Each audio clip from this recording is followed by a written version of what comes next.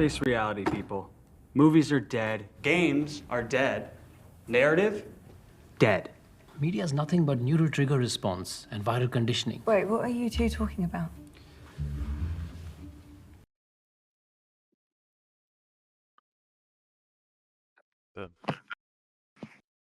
So, what do we think? $1 Million Baby.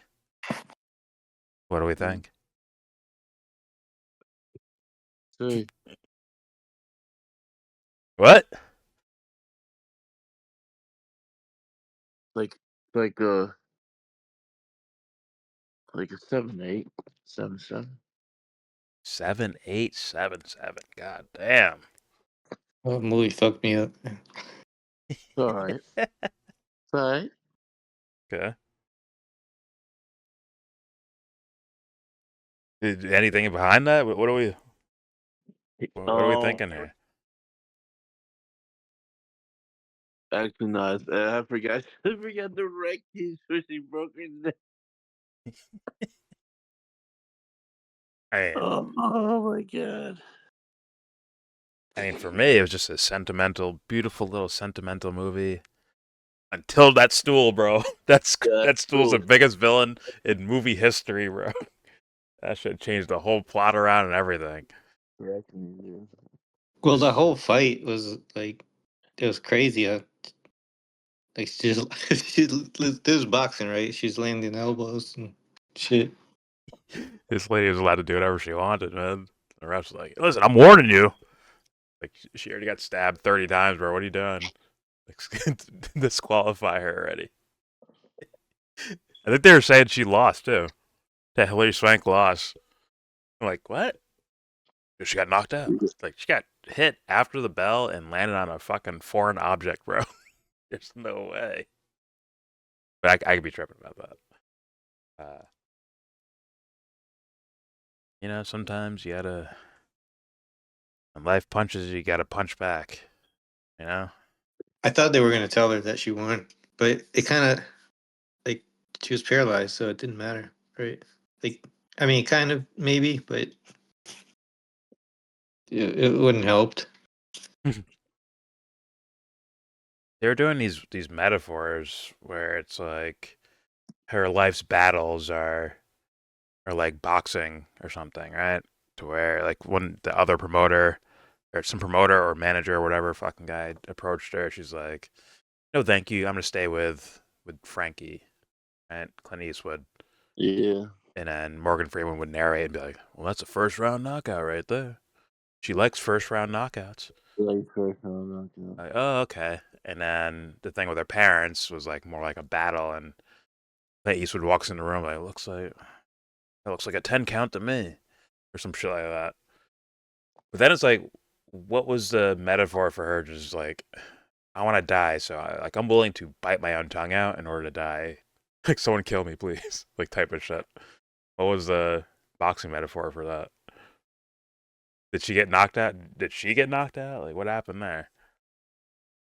It's like the sentimentalities that were built up in the first part of the movie all seemed kind of killed after she, I guess, broke her neck in that horrible looking scene.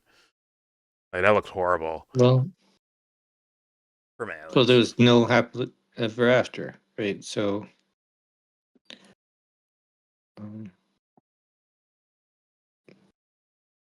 yeah, she lived the worst life possible, and life won. Apparently, well, she didn't live the worst life, but like, it was like, oh, you want to fight life, huh? You want to battle with life and pick your fights and all that shit. Well, guess what? We're gonna give you the worst thing ever. You're gonna have your neck break, then your own family members are gonna basically discard you for the sake of getting all your money. We're gonna cut off your fucking limbs. It's like we're just gonna fuck you over. It's like, ain't no winning that. Like, what's the lesson that the movie was going with for that? It seemed like they were just stacking problems on top of each other to make us feel worse and worse for. Clint Eastwood.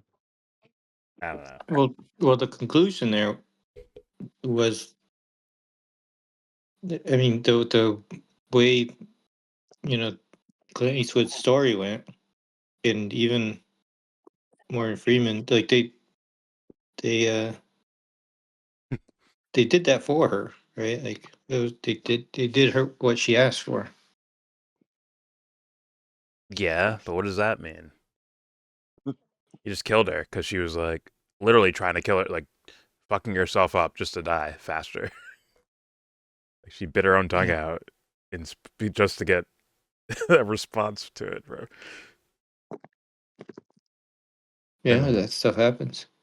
and then Like Clint Eastwood, right? If the lesson is like, oh, sometimes you got to fight your battles. You know, you got to stay tough and fight your battles. Clint Eastwood killed her, left town, disappeared. Apparently still hasn't talked to his fucking daughter yet. Like, apparently gave up on that. Maybe, I don't know. So it's like the freak, dude. What am I supposed to be learning from this? Clint Eastwood, tell me, man. Tell me. Never well, give up. Exiles boy. well, he lived in, I guess, some form of regret from the time Morgan got injured, right? Like he was holding on to that. Yeah. And then what the movie tell us? As soon as he comes back to training, everything's been regrets for his training. Right? He trained the one guy left him. Right? Because he was playing it too safe and he didn't want to move him up too fast. Then apparently he moved up fast with this girl and she fucking fell on a chair and cracked her fucking neck and now she's paralyzed and dead. Then he had to inject her with something to kill her completely. And then he had to run away from his own boxing gym. Like, where's the lesson for that? Like, I don't get it. Is it beyond? Is it over my head or something? Is there some sort of narrative here I'm missing out on? Sometimes you're just bad luck. You just gotta walk away. Gotta kill your last student and then walk away. What was the lesson, bro? I'm wrecked, dude. Seriously, if someone could tell me, I'll accept. I'll accept it. I just don't So know what the fuck they were there's saying. definitely a line in the whole movie, right? Like with the end of the fight, right? Like if you if you draw a line right there, everything that happened up to there was like, what I mean, it was awesome. Like the movie was uh the whole build up in, even if she lost that, right? Like whatever, because the champion was cheating too, right? It was, so even if she lost it like that way, it was it was one movie, and then afterwards it was a whole different movie. Not completely. It wasn't out of nowhere. Maybe it was. I don't know, but it was it it was a tough movie to watch. Like after that. Was it a subversion? Is that possible? That they were leading you down this kind Subversion. of rocky narrative, and then they're like, "Never mind." She cracks her neck, and boom, this is her new fight. Mm, well, she had from the beginning things stacked against her, right? Like I was wondering what they were gonna do with the story because um as they were bringing her up, they were saying, like you're already 30 years old, things like this, right? Like things that like, and she was winning in first round things, right? Um, so I was wondering, like, are they just gonna make her the ultimate beast champion? That would have been a little bit odd, even though that they did make her like basically good enough to win. Um, Yeah. but the fact that they created a character with these things that were against her, not just the normal like disadvantages, like starting at 31 for boxing, that was like something that you wouldn't expect her to like be champ anyways. Even if she won, like how long is that going to last, right? So Yeah. I was wondering what they were trying to do with her character in the end. Like, what were they gonna, what they were gonna do? So I True. I expected it to not be a perfect ending. Like if you make it a perfect ending, like a Rocky ending, it also is kind of corny, right? Oh So yeah. they had something else to tell here. Um, yeah, I just finished watching it, so mm, I'm also still kind of piecing it together. It was pretty heavy at the end. I mean, I don't know. When I first saw this movie, that all I'm sorry, I was like almost like, ugh, like it just. I'm like, oh no. When the neck crack after that moment, I'm just like, oh okay. It's like you were building up some sort of Rocky type of underdog, made it from the bottom all the way to the top, and happy moment where Clint Eastwood is carrying Hilary Swank on his shoulders, like, we did it, we won the championship against all odds, right?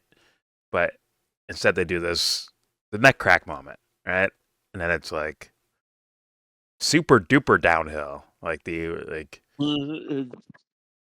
It's like she lived the best life and then the worst life. One after the other, like in one lifetime. Like, think about it. That moment where she's fighting for a championship after she was dreaming to become a boxer, right? Starting from nowhere, working these small jobs and shit like that just to make her way to a boxing gym, and then boom, building herself up, and then getting to the trainer where this magical moment, he's like, all right, fine, I'll fucking train you because you're so persistent. It ends up liking you more than expected, and then boom, builds her up all the way to a fucking championship level. It's like, that is a dream come true, I think, for anyone. Like, someone could be like Bronny James, right? Like some rich kid where their dad has his position and helps you get to the NBA and all that shit. But it's 10 times sweeter, probably. If you worked your ass off, no one knows who you are. You fucking worked small jobs just to get somewhere to train at, right? Just to get sneakers or something like that. And boom, and from there you make it to the fucking top is like much more sweeter than it being handed to you. But I would think like that's I made it moment. That's the best fucking moment ever. And then it's the worst moment ever, where it's all of it gone, all of it taken away. People that are supposed to love you are fucking, taking advantage. Even the person that you have no maybe blood relation to, that you feel loves you and you love them, is the one that's gonna fucking kill you too. He's gonna fucking kill you too. Shouldn't he be talking you out of that? I don't know how. Whatever. I understand. I get it. But yeah, she kind of lived like the best life and the worst life, one after the other.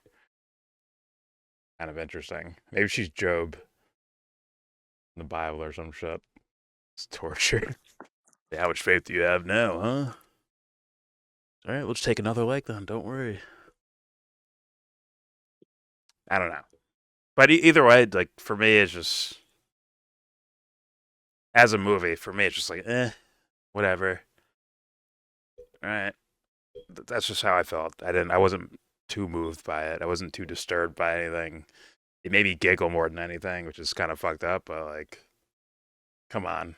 A fucking stool, you crack your neck on a stool, and now apparently the worst things ever are going to happen to you while you're in your hospital bed. So, yeah. It just takes me out of it. And I can just smell, what I was doing when I was watching this movie way like years ago, where I'm like, oh God, I got that same feeling again watching this all over again. So, yeah, yes, I recommend as just like a movie to watch, but my grade is like, I think like a 7 out of 10. 7 out of 10 tops. That's where I'm at. That's where I'm at. I think the best things about the movie are look like Rocky, or they're super tragic, right? But I don't see them meshed together too well to make it like damn, there's like a real story being told here from one act to the other. I didn't feel like I got that. I just felt like the beginning was a subversion, a pump fake, to make you think Rocky's about to happen, but no, they actually pull you into apparently the worst life to ever live, ever. Apparently. You know, maybe there's a point to it that Clint Eastwood's keeping secret somewhere. But for me, I didn't see it. If someone fucking understands that, they can fucking tell me in the comments, or if one of you guys picked that up, I just don't see it. Just looks like a subversion of you expecting the Rocky story, but he's like, no, it's dead. You know, tragedy. It was very like hyperbolic, almost comedic at points. Tragedy, bro. That's the way it felt to me. Sorry. I was moved by it. The ending was very difficult to watch, to experience. I feel like I've seen this too many times in real life. So yeah, I was moved by it. That's fair enough, but I think it's too much. Too much. Boxing title, break neck on stool, Yeah. paralyzed in bed. Oops, we forgot to move your legs around. Now we got to take one of your legs. Parents show up, they just want money. Parents and family show up, they just want money. They don't give a fuck about you. They bring their lawyer with them. Yada yada yada. You're so desperate you bite your own tongue out. And then the person who's supposed to care about you the most, apparently, is the one that poisons you to death. That's a lot happening in one lifetime. Where it's like, no, this didn't happen in real life. These are writers writing that in there. That's what I'm saying by subverting. Yes, it's succession one after the other. Just like they make believe the Rocky movie, they make believe the absolute tragedy of tragedies. And it's like, It's not powdered sugar. I get it. That could be emotional heartstring, pulling ass shit, you know? But for me, it's like, I don't know, just felt like that subverting type of shit. Like, move me in directions just to, whatever. I got tug at tears or some shit like that. I don't know. Emotional tugging.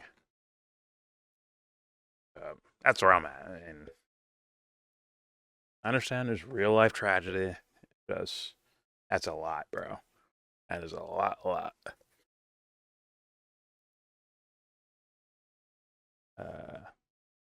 Okay. Grades, anyone else? Grades, recommendations, want to throw out there? Nope. I lowered it. Yeah, that's it. I lowered it. Fair enough. All right. There's your review for $1 Million Baby 2004. Somehow won Best Picture. Then again, I'm not seeing too creative projects out there, but whatever. Yeah, no big deal. $1 Million Baby. There you go.